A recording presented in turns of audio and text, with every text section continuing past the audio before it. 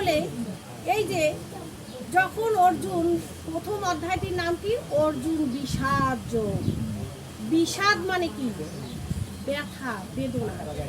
অর্থাৎ অর্জুন যখন যুদ্ধ করার জন্য সেই কুরুক্ষেত্রের ময়দান অর্থাৎ মাঠে উপস্থিত হলো, তখন কি দেখলো?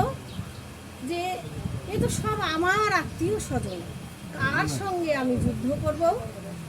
এ তো সব আমার।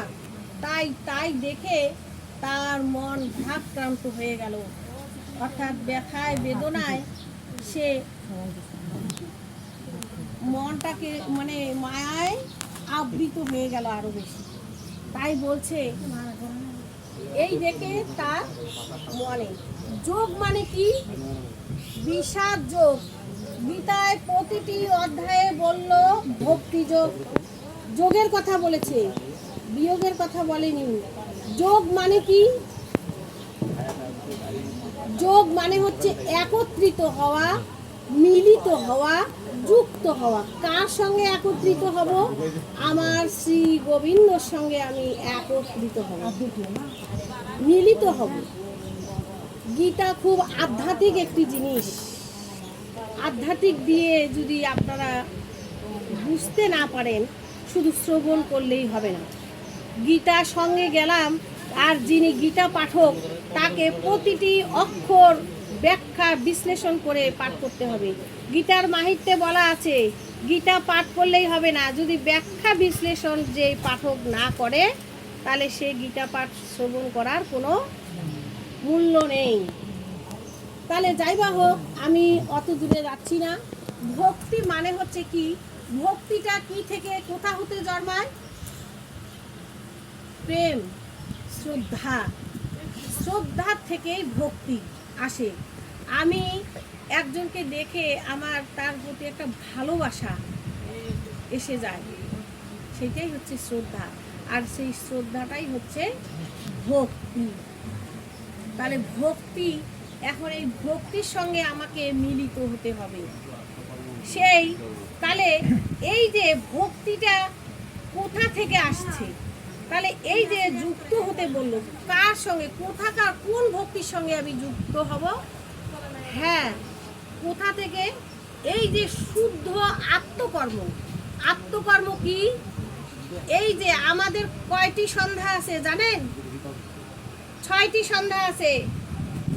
মুসলমান ধর্মের 5 ওয়াক্ত নামাজ পড়ে, সেইটা সবার মুখস্থ। মুসলমানরা 5 ওয়াক্ত নামাজ পড়ে, কিন্তু আমাদের ফির কয় ওয়াক্ত আছে সেইটা জানি না। আমাদের 1 ওয়াক্ত বেশি আছে, 6 সন্ধ্যা আছে। 6টি সন্ধ্যা করার নিয়ম আছে আমাদের শাস্ত্রে, কিন্তু আমরা আসলে তা করতে পারি না।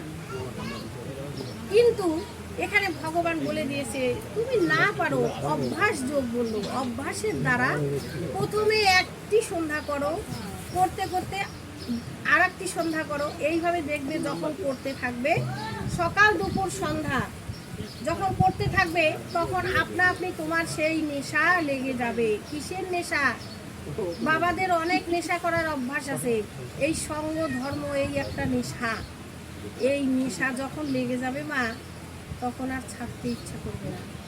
মনে হবে কখন আমি সেই জায়গায় সন্ধ্যা হবে, ঠাকুর ঘরে ঢুকে বসবো প্রভুর সঙ্গে। তাহলে শুদ্ধ আত্মকর্ম হইতেই ভক্তির জন্ম হয়।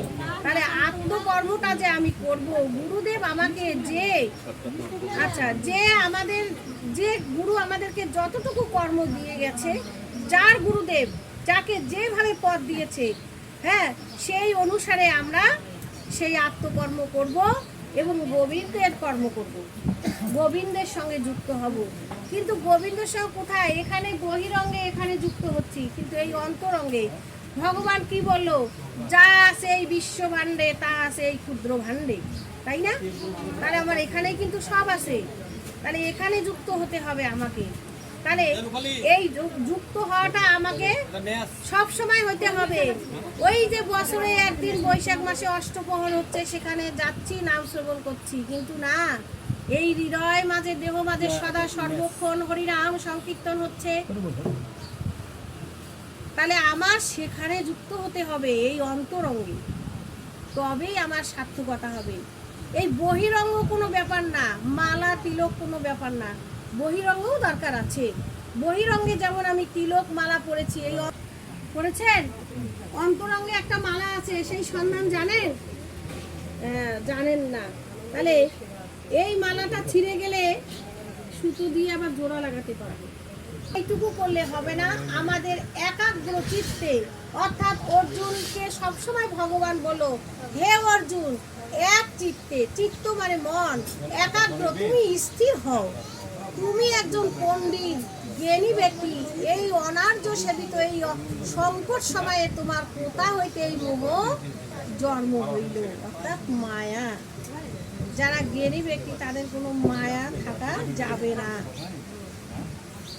আমি পাঠ করতেছি, এখন আমার মা মারা দরকার, না কান্না করে থাকতে পারবো? মায়া ত্যাগ করতে পারবো না। রক্ত মাংসের শরীর, কাম ক্রোধ লোভ লালসা সবই আছে মা, কিন্তু কি পরিহার করার চেষ্টা করতে হবে, তাই না? আমাদেরকে এই সংসার ধর্ম গারস্থ ধর্মের মধ্য দিয়ে আমরা যাতে সেই ভগবানের কর্মটুকু করতে পারি, মানুষের সেবায় নিজেকে লাগাতে পারি, মানুষের উপকার করতে পারি, আমি আর সময় নিব না, আমাদের ভোগের আয়োজন শেষ হয়ে গেছে, এখন ভোগ লাগানো হবে। যাই হোক, আমার কথা ব্যাখ্যা বিশ্লেষণে যদি কোনো মনোকষ্ট পেয়ে থাকেন, আমি শুরুতেই বলেছি, আমাকে ক্ষমা করে দিবেন এবং আশীর্বাদ করবেন। আমি যদি পরবর্তীতে আবার যদি আপনাদের মাঝে আসতে পারি, প্রভু যদি আমাকে কৃপা করে, তাহলে এসে আপনাদের সঙ্গে যদি যুক্ত হতে পারি, আমি নিজেকেই ভাগ্যবতী মনে করব। যাই হোক, আমি আমার আলোচনা এখানে সমাপ্ত করলাম। জয় জয় রাধা।